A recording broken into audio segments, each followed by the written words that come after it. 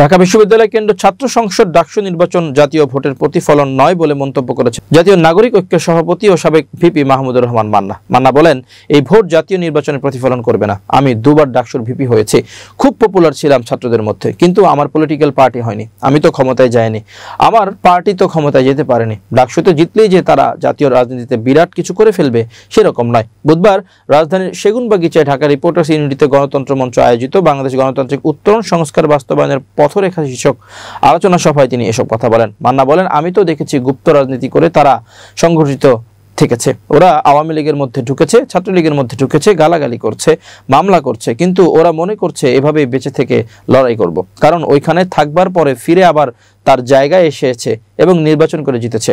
রাজনীতি একটা কঠিন সংগ্রামের বিষয়, রাজনীতি একটা বুদ্ধিবৃত্তির লড়াই, একেবারে হালকাভাবে নেওয়া যায় না।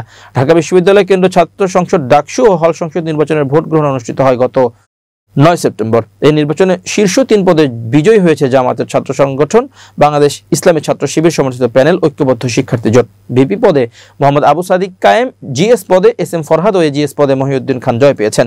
এছাড়া 12টি সম্পাদকীয় পদের মধ্যে 9টিতে ছাত্র শিবির সমর্থিত প্যানেলের প্রার্থীরা জয়লাভ করেছেন। বাকি 3টি পদে স্বতন্ত্র প্রার্থীরা জয়ী হয়েছেন।